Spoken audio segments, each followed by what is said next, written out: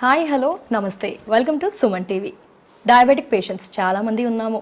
So వారు ఏం చేస్తూ ఉంటారు, ఒకరు చెప్పింది కదా అని ఒకటి ఫాలో అవుతుంటారు, మరొకరు ఇంకొక వారు చెప్పారు కదా అని అది ఫాలో అవుతారు. ఇంట్లో వచ్చేసి చాలా హోమ్ రెమెడీస్ని ఫాలో అవుతూ ఉంటారు. ప్రతి ఒక్కరం కూడా ఫాలో అవుతున్నాం అనుకోండి. మరి ఏవి ఫాలో అవుతే కనుక డెఫినెట్గా రిజల్ట్ ఉంటుంది, ఏది వాడాలి ఏది వాడకూడదు, హోమ్ రెమెడీస్ ఏంటి, సో వీటన్నిటికి కూడా మంచి ఇన్ఫర్మేషన్, మంచి సలహాలు, సూచనలు ఇవ్వడానికి మనతో పాటు ఉన్నారు ప్రముఖ సీనియర్ డాక్టర్ సిఎల్ వెంకట్రావు గారు. వారితో మాట్లాడి ఈ హోమ్ రెమెడీస్ గురించి చాలా విషయాలు ఇప్పుడు తెలుసుకుందాం. నమస్తే సార్. నమస్తే సార్.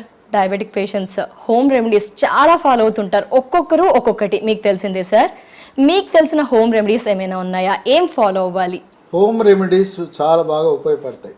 షుగర్ ఉన్నది అని తెలవగానే పరిగెత్తుకుంటూ వెళ్ళి మందుల షాపులో మందులు కొనాల్సిన అవసరం లేదు.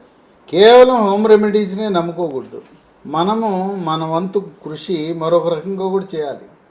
బరువు తగ్గవలెను, యోగా, ప్రాణాయామము, ధ్యానము, వ్యాయామం చేయాలి. పొద్దున సాయంత్రం ఒక అరగంట, పొద్దున ఒక అరగంట, సాయంత్రం ఒక అరగంట చేయాలి. తర్వాత స్వీట్ల పట్ల వ్యామోహాన్ని తగ్గించుకోవాలి. నేను ఉండలేను, నేను చూస్తే ఆగలేను, అబ్బా జిలేబీ, అబ్బా మైసూర్ పాక్ అనకూడదు. బెల్లము, షుగరు, తేనె, జాములు వీటన్నిటికీ దూరంగా ఉంటూ హోమ్ రెమెడీస్ చిట్కాలు పాటిస్తే చక్కగా నియంత్రణ చేసుకోవచ్చు. టైప్ 2 డయాబెటీస్, మధుమేహ వ్యాధి, ఇప్పటికే గత 5 సంవత్సరాలుగా మందులు వాడుతున్న వాళ్ళు ఆహార నియమాలు పాటిస్తూ ఈ చిట్కాల ద్వారా మందులు, ట్యాబ్లెట్లు, ఇన్సులిన్ లేకుండా డయాబెటీస్ని రివర్స్ చేసుకునే అవకాశం కూడా ఉంది. చాలామంది ఇప్పటివరకు ఒక్కసారి ట్యాబ్లెట్ మొదలు పెడితే అంతే, నీ బతుకు, నీ జీవితం అంతా ట్యాబ్లెట్, ఇన్సులిన్ అంటారు. 5 సంవత్సరాల లోపున్న వాళ్ళు ప్రయత్నం చేయండి, తప్పకుండా మందులు లేకుండా షుగర్ని నియంత్రించుకోవచ్చు.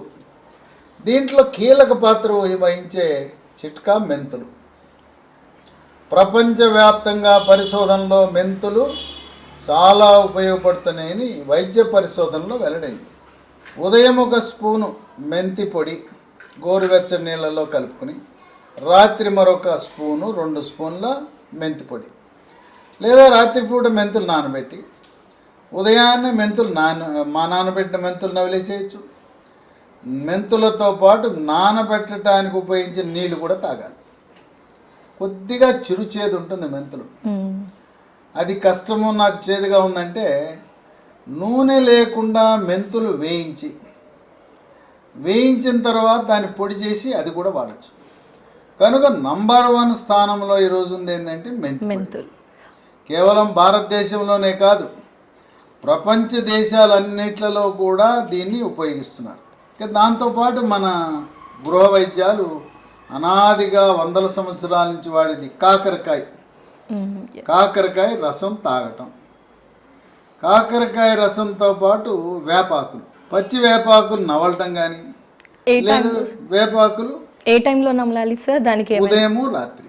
పచ్చి వేపాకు మనం సాధారణంగా టాబ్లెట్లు ఏం వాడతాం, పొద్దున, రాత్రి. ఈ చిట్కాలు కూడా ఉదయము, రాత్రి. వేప ఆకులు, వేప చిగురు నమలటం ద్వారా, లేకపోతే దాన్ని పేస్ట్లా చేసుకుని తినటం ద్వారా, ఆ విధంగా వేపకు కూడా షుగర్ని నియంత్రించే గుణము ఉన్నది. ఈ మధ్యకాలంలో అంతర్జాతీయ పరిశోధనలో పనస పొడి, అంటే దోరగా పండిన పనస పండు, అంటే పసుపు రంగు రాదు, ఆకుపచ్చగా ఉండదు, దోరగా మధ్యస్థంగా పండిన పనస దాంట్లో ఉండే తొనలు తీసి, తొనలను ముక్కలు చేసి ఎండబెట్టి దాని నుంచి పొడి చేయటం.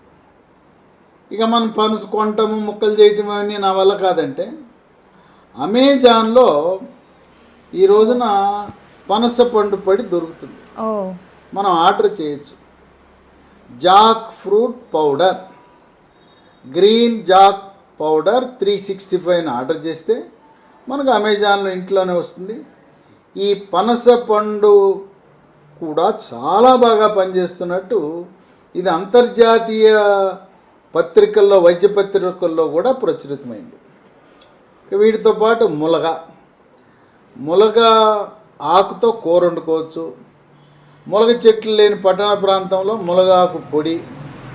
ఈ ములగాకు పొడి ఎక్కడ దొరుకుతుందంటే ఆయుర్వేద షాపులో దొరుకుతుంది. ములగాకు పొడి పొద్దున రాత్రి వేసుకుంటే ములగాకు కూడా షుగర్ని నియంత్రించే గుణం ఉంటుంది.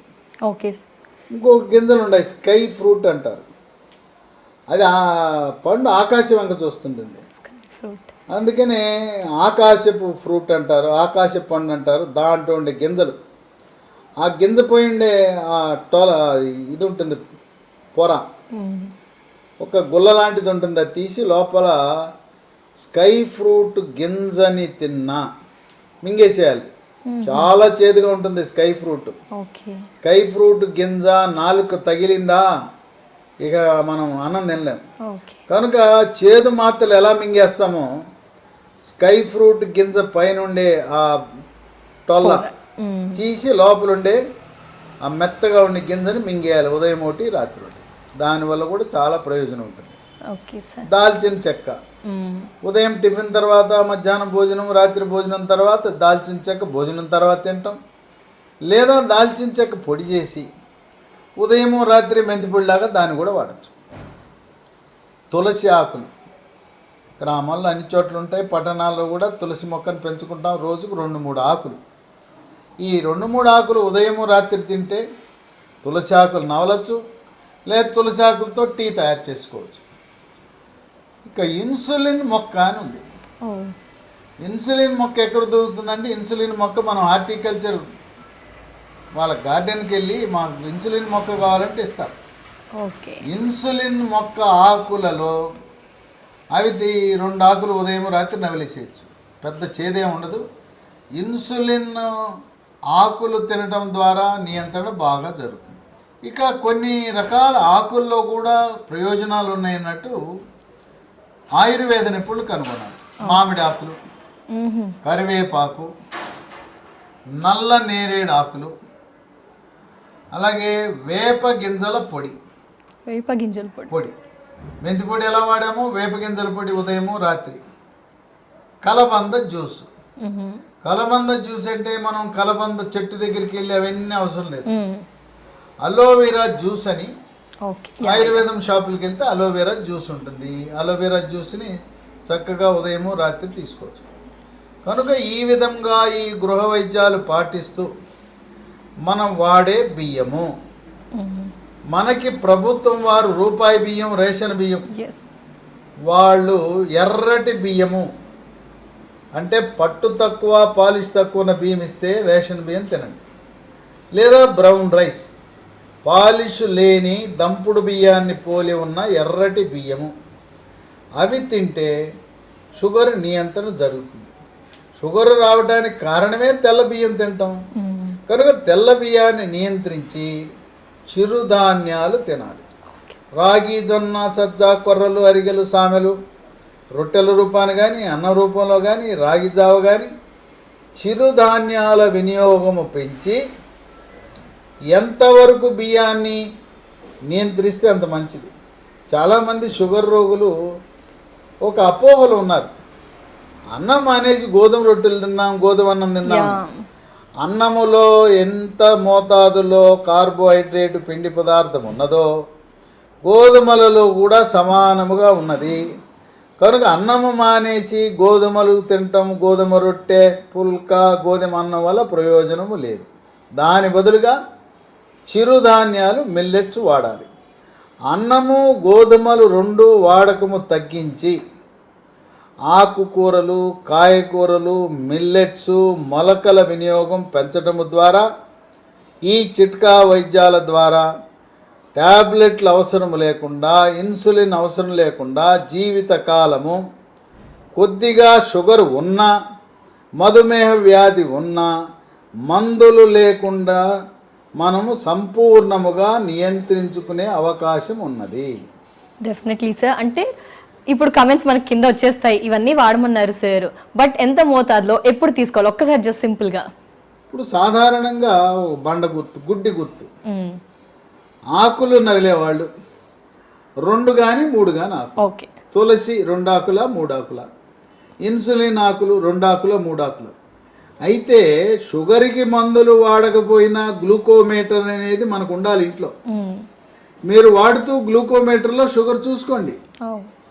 మీరే మోతాదుని పెంచుకోండి, తగ్గించుకోండి. ఒకే ఫార్ములా అందరికి వర్తించదు. ఒకరికి స్పూన్ కావాల్సి వస్తుంది, ఒకరికి స్పూన్నర కావాల్సి వస్తుంది, ఒకరికి 1/2 స్పూన్ సరిపోతుంది. గ్లూకోమీటర్ ద్వారా ఇంటి వద్దే మీరు షుగర్ చెకింగ్ చేసుకుంటూ మోతాదుని పెంచుకోండి. ఆకులు తినేవాళ్ళు 3 ఆకులు అనుకోండి. తర్వాత పొడి రూపాన్ని తినేవాళ్ళు ఉదయము రాత్రి 1 స్పూన్ పొడా 1/2 స్పూన్ పొడా. మీ ఆరోగ్యం, మీ షుగర్ నియంత్రణ మీ చేతుల్లోనే ఉంది కనుక మీ యొక్క బరువును బట్టి, మీ యొక్క షుగర్ లెవెల్ని బట్టి నేను చెప్పాను 2 ఆకులు అంటే 2 ఆకులనే కాదు, 1 కావచ్చు, 3 కావచ్చు, 1.5 కావచ్చు. మీరు మీకు ఏ మోతాదు తింటే నియంత్రణలోకి వచ్చిందో మీరు మార్చుకోండి. ఈ విధంగా వ్యాయామము, యోగా, ప్రాణాయామము తప్పనిసరిగా చేస్తే షుగర్ గురించి భయపడవలసిన అవసరం ఏమాత్రము లేదు. తప్పకుండా సార్, చాలా విలువైన ఇన్ఫర్మేషన్ మాకు మా వ్యూయర్స్కి అందించారు. టిప్స్ కూడా చాలా ఈజీగా ఎలా ఫాలో అవ్వాలో తెలియజేసినందుకు thank you so much sir. నమస్తే. చూసారు కదా, సార్ అయితే చాలా క్రిస్టల్ క్లియర్గా ఏం ఫాలో అవుతే షుగర్ని కంట్రోల్ చేయవచ్చో చాలా హ్యాపీగా క్రిస్టల్ క్లియర్గా చెప్పారు. అది తప్పకుండా ఫాలో అవ్వండి. నమస్తే.